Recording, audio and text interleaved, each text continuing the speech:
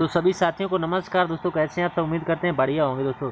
तो उम्मीद करते हैं बढ़िया होंगे। तो आज का जो हमारा टॉपिक है ये पार्ट 2 हम पढ़ेंगे, यानी कि पार्ट 2। इसके पहले हम पार्ट 1 आपको कवर करा चुके हैं दोस्तों, ठीक। उसमें हमने आपको वर्णमाला पढ़ाई थी, तो हमारा वर्णमाला टॉपिक चल रहा है दोस्तों, ठीक।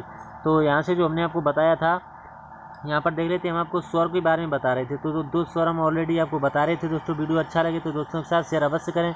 चैनल पर पहली बार है तो सब्सक्राइब अवश्य करें, क्योंकि आपने खाकी 2.0 बैच अगर RWA से नहीं लिया है दोस्तों, तो हम आपको यहाँ से फ्री में दे रहे हैं दोस्तों, ठीक। तो ये उसकी PDF है दोस्तों, और वर्णमाला चैप्टर से यूपी पुलिस री एग्जाम को सफल करेंगे दोस्तों, ठीक। तो यहाँ से हम लुप्त स्वर को पढ़ेंगे। जिन स्वरों का उच्चारण करते समय दोनों ह्रस्व व दीर्घ, यानी कि हम ह्रस्व पहले पढ़ चुके थे और दीर्घ दूसरा पढ़ चुके हैं, तीसरा हम पढ़ेंगे लुप्त स्वर की अपेक्षा अधिक समय लगता है, उसे लुप्त स्वर कहते हैं। इन्हें त्रिमात्रिक स्वर भी कहते हैं। वैदिक भाषा में लुप्त स्वर को बहुमात्रिक स्वर भी कहते हैं दोस्तों। तो ये जैसे दिया हुआ है, ओम ऐसे लिखा जाता है मंत्रों का उच्चारण, तो उसमें अधिक समय लगता है। जैसे ओम करेंगे दोस्तों तो अधिक समय लगेगा दोस्तों। इसमें सबसे ज़्यादा अधिक समय किसमें लगता है? लुप्त स्वर में सबसे ज़्यादा अधिक समय लगता है। अब आगे देख लेते हैं, यहाँ से आगे ये देख लेते हैं। मात्रा के आधार पर कितने होते हैं? 2 होते हैं मात्रा के आधार पर, ठीक। तो मात्रा के आधार पर ह्रस्व स्वर और दीर्घ स्वर, यानी कि लघु और गुरु। तो यहाँ से आप देख सकते हैं, ये आप नोट करते चलें दोस्तों। काफ़ी बढ़िया PDF है ये। संस्कृत में मात्रा के आधार पर स्वर तीन होते हैं। संस्कृत में जो मात्रा के आधार पर कितने होते हैं? 3 होते हैं। उनको भी देख लेते हैं। उच्चारण या ओष्ठ के आधार पर 2 होते हैं। कौन कौन से होते हैं? एक आवृतमुखी होते हैं और एक बाह्यमुखी होते हैं दोस्तों, ठीक। अगर आप नोट्स बनाना चाहते हैं दोस्तों, एक एक पॉइंट बाकायदा लिखा हुआ है, आप लिख सकते हैं, ठीक। जिन स्वरों के उच्चारण में ओट्स गोलाकार अथवा वृत्तमुखी नहीं होते हैं, उन्हें आवृतमुखी कहते हैं, आवृतमुखी स्वर कहते हैं। ये इसके एग्जाम्पल की तरफ दिए हुए आप बोल के देख भी सकते हैं, परिभाषा पूरी सिद्ध होगी दोस्तों, ठीक। अब वृत्तमुखी स्वर, जिन स्वरों के उच्चारण में ओट्स गोलाकार अथवा वृत्तमुखी हो जाते हैं, उन्हें वृत्तमुखी स्वर कहते हैं। इसमें आप ऊ बोलेंगे तो मो जो है बिल्कुल गोले की तरह हो जाएगा दोस्तों, ठीक। अब ये उम्मीद करते हैं आपको समझ में आ गया होगा, ठीक। अब प्रश्न अगला आइए। मुख खुलने या मुख विवरण के आधार पर स्वर कितने होते हैं? 4 होते हैं।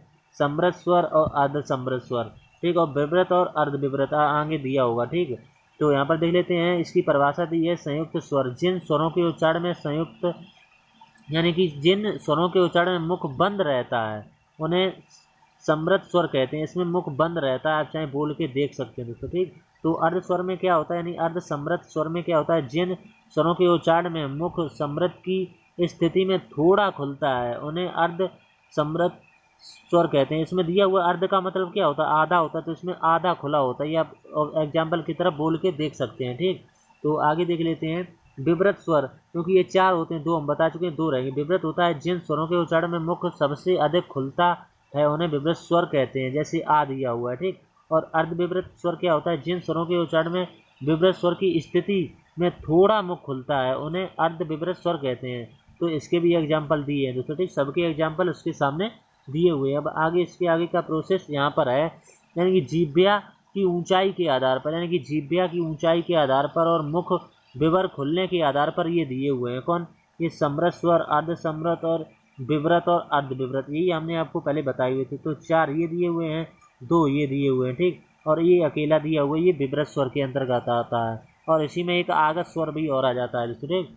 अब आगे देख लेते हैं। इसके बाद यहाँ पर ये अर्ध स्वर, प्राकृतिक स्वर, कंठ स्वर, तालु स्वर और मूर्धन स्वर और ओष्ठ स्वर और कंठोष्ठीय स्वर और कंठ, ये दोस्तों आप अवश्य नोट कर लें, क्योंकि इसके बिना आप वर्णमाला नहीं समझ पाएंगे दोस्तों, ठीक। अगर आपने ये प्रोसेस नोट कर लिया तो आपका वर्णमाला कवर हो जाएगी दोस्तों। तो उदासीन स्वर कौन सा होता है? आ होता है। अब वंश में कितने स्वर मौजूद होते हैं? तो इतने स्वर यहाँ पर मौजूद होते हैं। कितने? 8 स्वर मौजूद होते हैं। ऑप्शन में आ सकता है दोस्तों, ठीक। तो प्राकृत स्वर के अंतर्गत ये आते हैं। कंठस्थ के अंतर ये 2 आते हैं। तालव्य स्वर के अंतर्गत ये 2 आते हैं। इसमें केवल मूर्धन में ये री आता है, केवल ओट्स में ये 2 आते हैं दोस्तों, ठीक। और ओट्स कंठोष्ठीय में ये 2 आ जाते हैं। इसमें आगत स्वर भी आ जाता है यहाँ पर ओ, और कंठ तालव में ये 2 आ जाते हैं दोस्तों, ठीक। तो उम्मीद करते हैं आपको समझ में आ गए होंगे दोस्तों, ठीक। अब अगला प्रोसेस क्या है, यहाँ पर देख लेते हैं। ये कंठ स्वर कौन कौन से? तो 2 आ, यानी बड़ा आ और छोटा। और कंठोष्ठ स्वर कौन होते हैं? दोनों ऊ अंतर्गत आते हैं, ठीक। अब इसके बाद में ओट्स में क्या आता है? ऊ आते हैं दोनों, ये ओट से बोले जाते हैं। कंठ तालव में ए आते हैं, ए आई, और दोनों ए छोटी और बड़ी, ठीक। और तालव में क्या आता है? ई आती बड़ी और छोटी। और मूर्धन में क्या आती है? री आती है दोस्तों, ठीक। री जो होती है वो मूर्धन से बोली जाती है, ठीक। ये री। तो उम्मीद करते हैं ये आपको समझ में आ गई होगी। अब अगला देख लेते हैं यहाँ से व्यंजन। यहाँ से हेडिंग जो पड़ेगी वो पड़ेगी व्यंजन। जो वर्ड स्वरों की सहायता लेकर बोले जाते हैं उन्हें व्यंजन कहते हैं। इनकी संख्या 33 होती है। तो 25 स्पर्श व्यंजन और 4 ऊष्म व्यंजन और 4 अंतस्थ।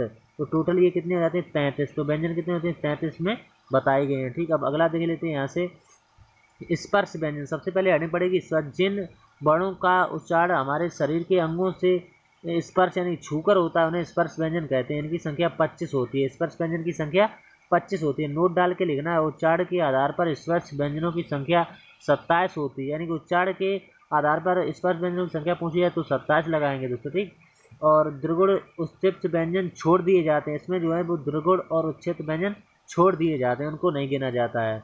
अब आगे देख लेते हैं, यानी कंठीय व्यंजन इसमें दिया हुआ है।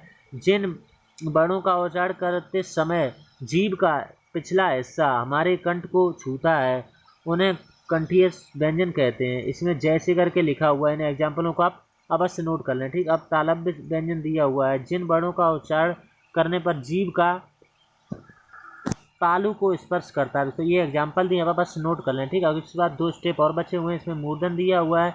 जिन वर्णों का उच्चारण मुख से होता है उन्हें मूर्धन कहते हैं। ये एग्जाम्पल दिए हुए हैं। जैसे फिर दंतीय दिया हुआ है। जिन वर्णों का उच्चारण करने पर जीभ का अग्र भाग ऊपर के दांतों को स्पर्श करता है उन्हें दंतीय व्यंजन कहते हैं। ये एग्जाम्पल दिए हैं दोस्तों। ठीक है, बस नोट कर लें। अब लास्ट प्रोसेस ये बचा हुआ दोस्तों, इसका स्क्रीनशॉट ले लें दोस्तों। उसके सामने जो दिया हुआ है उसको आप अवश्य नोट कर लें दोस्तों। ठीक, तो वीडियो आपको समझ में आया होगा। ये पार्ट 2 था दोस्तों। ठीक, इसके बाद अगला पार्ट 3 आएगा। ठीक दोस्तों, तो उम्मीद करते हैं आपको समझ में आया होगा। तब तक के लिए धन्यवाद दोस्तों।